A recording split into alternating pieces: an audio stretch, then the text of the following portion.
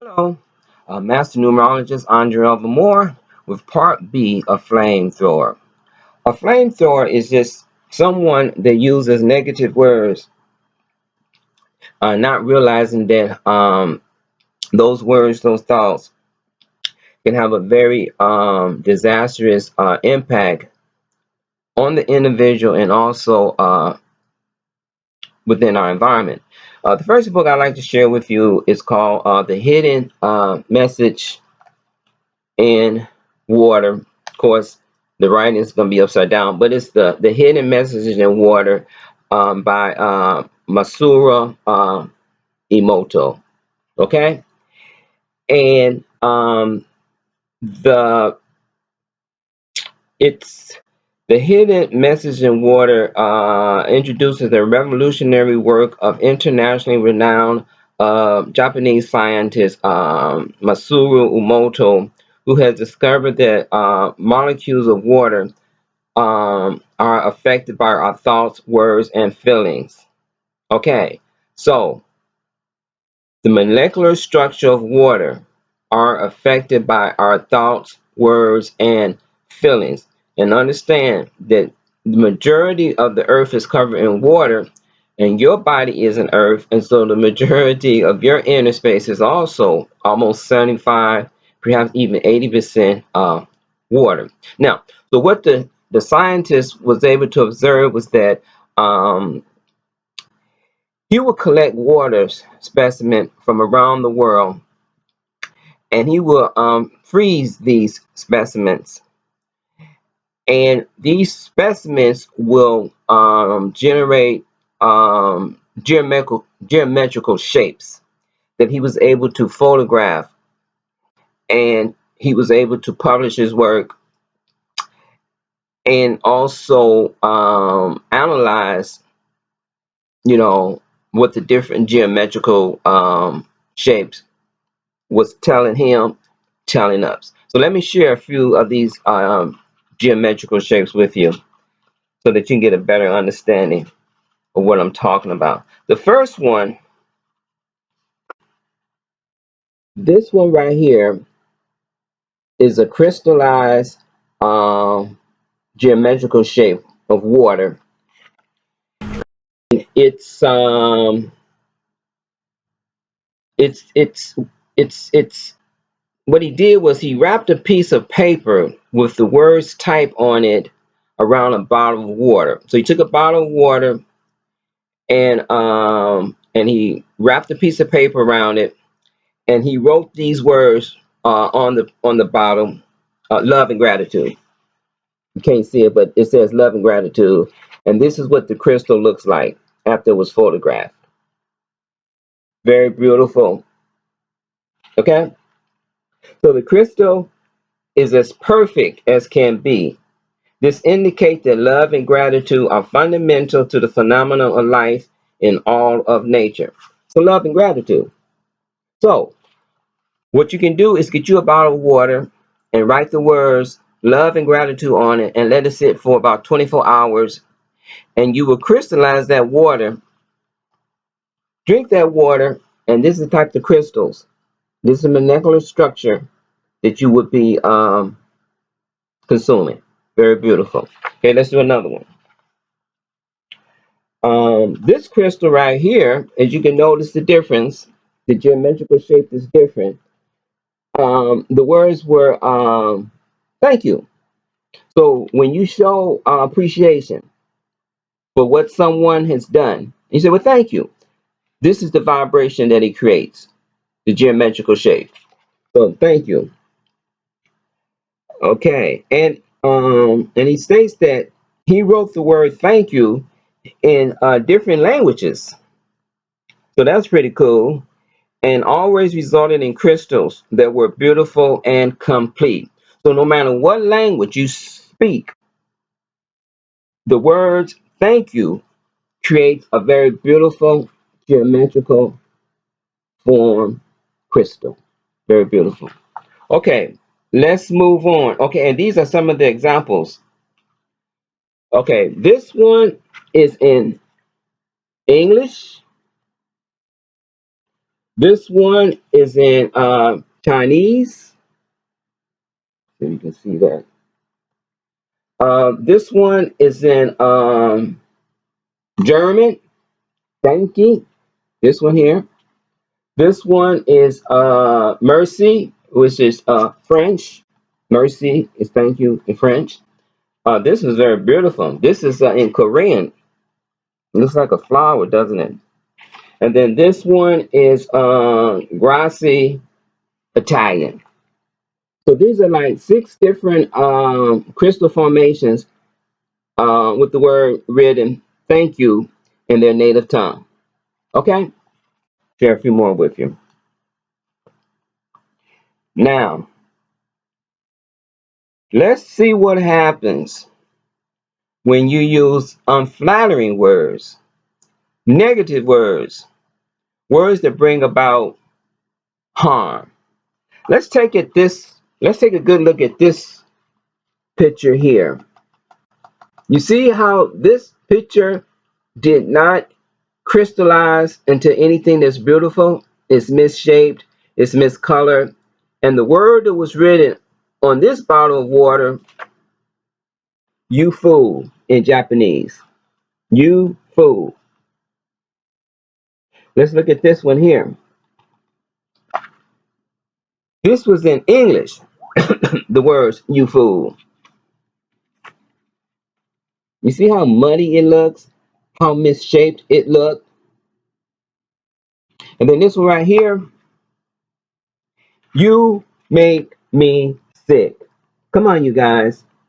Stop telling yourselves that you're sick. Stop telling other people that they make you sick because this is the vibration that you're creating right here. Look at it. Very ugly, very dark, very misshaped. Okay? That's from calling someone you fool and you make me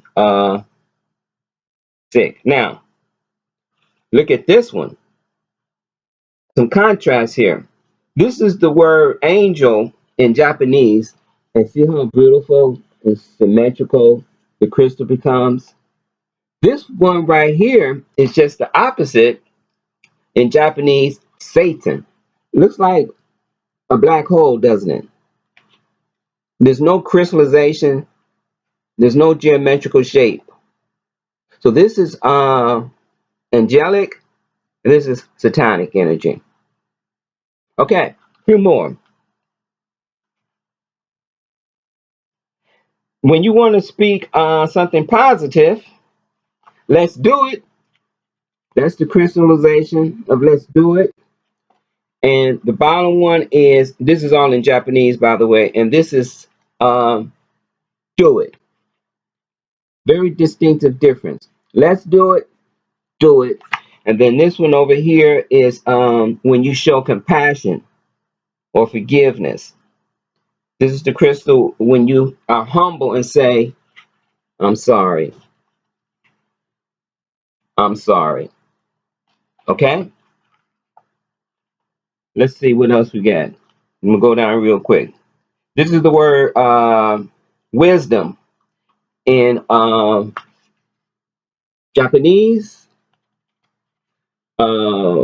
English, and German. Wisdom. The word wisdom. This is the geometrical shape spoken in those 3 languages. Hopefully, you can see. You guys can see that. Okay. And let's see. When you compliment someone, say, "Hey, you're cute." That's the geometrical shape there. Turn this light off, and we can see better. Okay, that's the geometrical shape there. When you tell someone that they're cute, maybe not. I don't know. And then this one here, once again, when you call somebody foolish, you fool, right here, right here. Okay, let me hop over this right quick.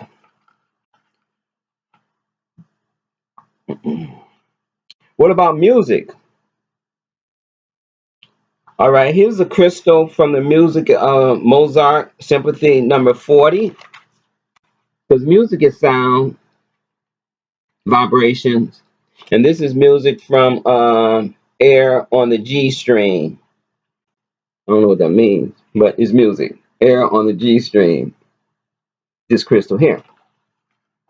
Okay. Um, let's see some other ones. Wow, this is very interesting. When the music, the Beatles yesterday formulated this crystal, and this crystal right here came from Elvis Presley, Heartbreak Hotels. And if to mimic the sun, the crystal is divided into two parts, upper, lower part. He does an analysis on each of these crystals, and I don't really have time to go through all of that because this video is already 10 minutes long, and I want to get to my next one. But this is vibrational heavy metal music.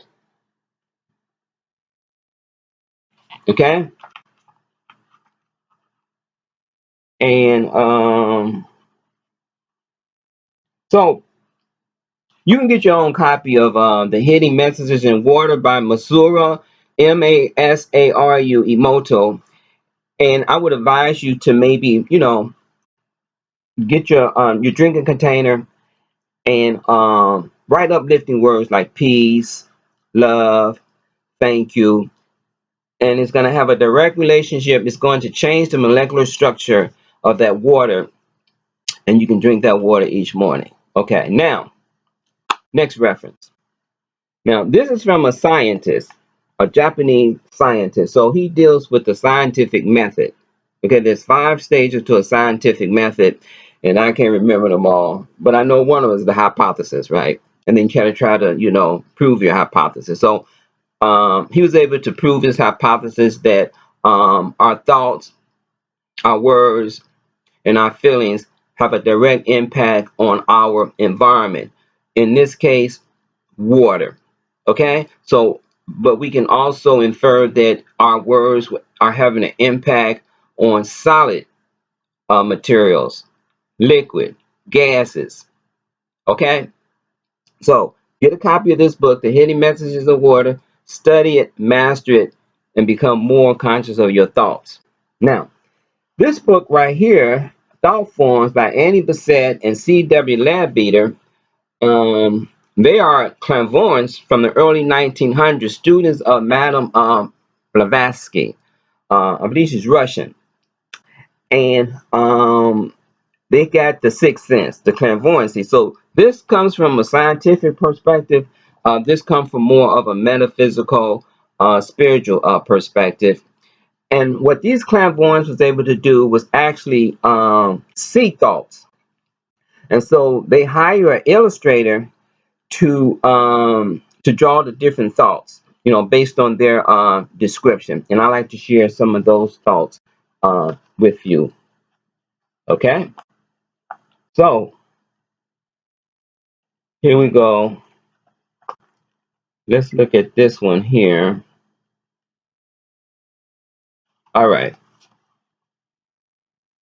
Okay, this is figure 12, figure 10. Oh boy. Okay, figure 10 depicts just a thought form after he has just left the astral body of his author on his way towards his goal.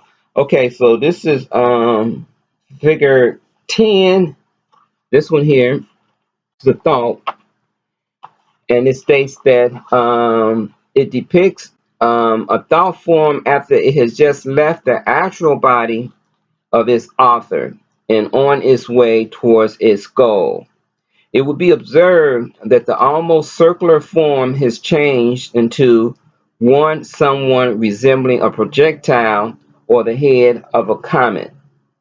And it would be easily understood that this alteration is caused by its rapid forward motion. Okay, this one right here, figure number 12, is a thought. And it states that peace and protection. Few thought forms are more beautiful and expressive than this which we see in Figure 12. This is a thought of love and peace, protection and benediction, sent forth by one who has the power and has earned the right to bless. So let's take another look at that. Okay, this is from maybe someone that there's a minister or a spiritual advisor.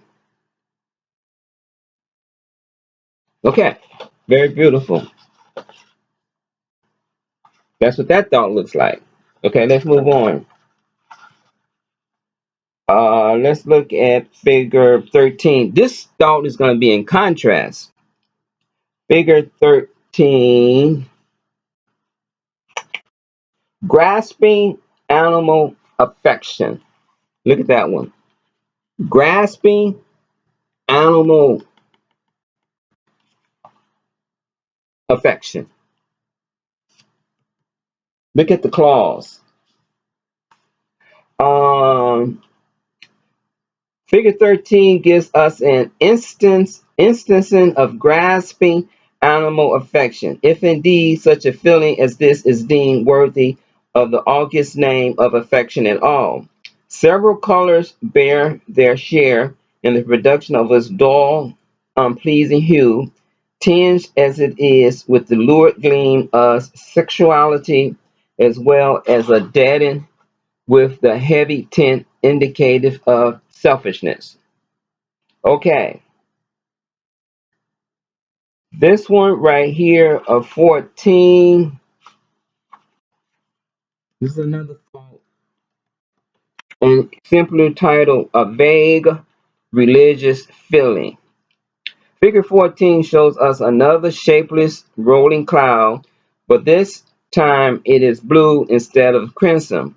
It betokens that vaguely pleasurable religious feeling, a sensation of devoutness rather than of devotion, which is so common among those of whom piety is more developed than intellect.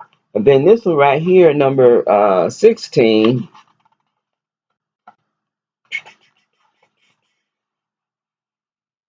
Okay, number 16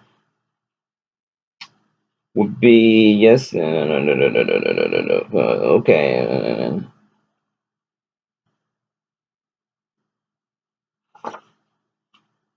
Okay. Well, this. No, no. My time is running. I want to show you some other ones. I want to show you one in particular that I find very fascinating. Let's look at this one here right quick. Um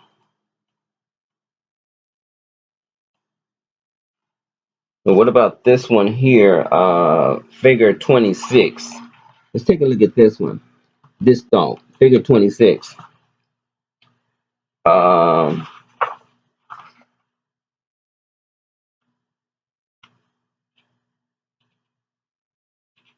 wow.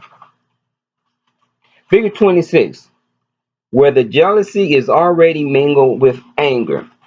This is jealousy and anger. Okay. Um, 25 is watchful and angry jealousy. Watchful and angry jealousy. And he simply states, as we see an interesting, though unpleasant thought form. Its particular brownish green color at once indicate to the practiced clairvoyant that it is an expression of jealousy, and its curious shape shows the eagerness with which the man is watching his object. The remarkable resemblance to the snake with raised head aptly symbolizes the extraordinary facetious attitude of the jealous person, keenly alert to discover signs of that which he least of all wishes to see. The moment that he does see it or imagines that he sees it, the form will change into the far commoner one shown in figure 26, where the jealousy is already mingled with anger. So this is jealousy, and this is transform to jealousy and anger. And there's one more.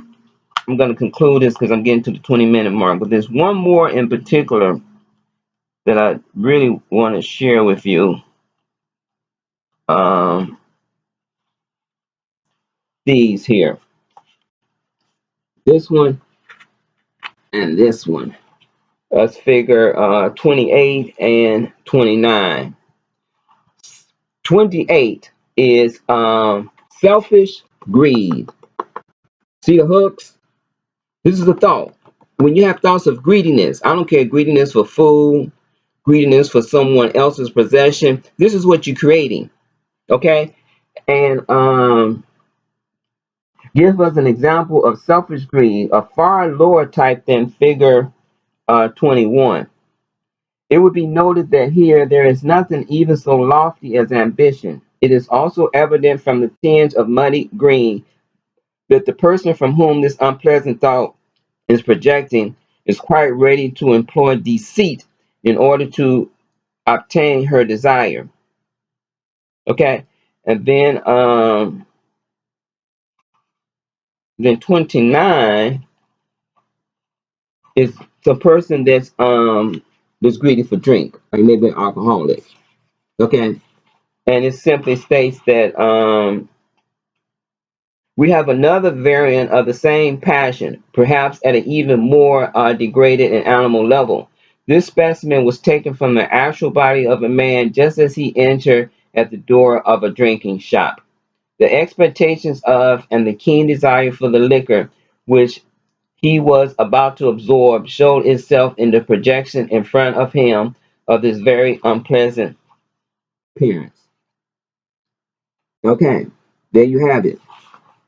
And one more for the roll, because I know this video is getting long. There's one more that I think should make my point. Let me find it right quick.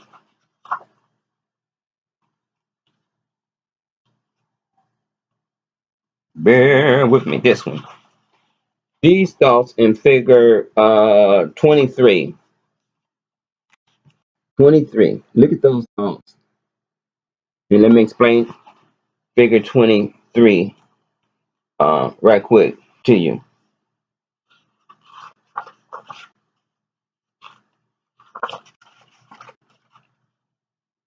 Okay, 23. Here we go.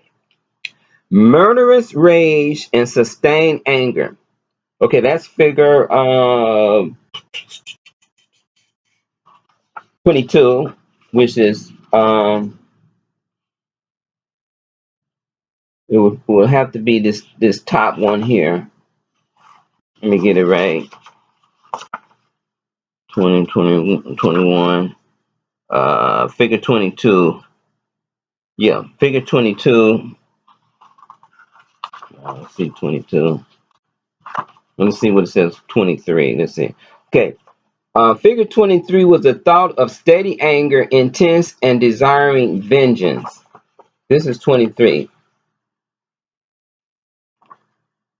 Okay. And it simply stated that the keen pointed stiletto, like a dart, was a thought of steady anger, intense and desiring vengeance, of the quality of murder sustained through years. So this person has been contemplating to kill someone for a very long time, and you can see how it darts out like a knife, like a dagger. So anyhow, this is thought forms by Annie Besant, Annie Besant, Besant, and C.W. Leadbeater, Leadbeater, and the name of the book is called Thought Forms. Go out and purchase those books and study it so that you will understand that you are what you think. You are what you manifest. You're manifesting based on the type of energy that you're holding in your inner space. And so I've given you two references from a scientist, um, Missouri Emoto, and from some clairvoyants. Okay?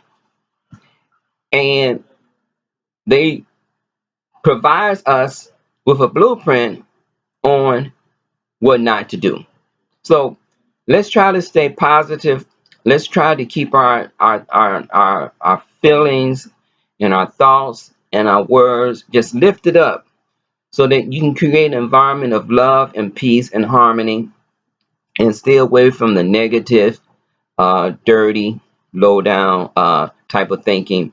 Because as a man thinketh, so it be. You are creating these different types of vibrations because you are the divine child of God, and that will shall be done. And then you are a co-creator of the universe. So I hope I didn't take up too much of your time today, but this was a very important lesson because we really, really need to take responsibility for the thoughts that we create. So until the next video, peace.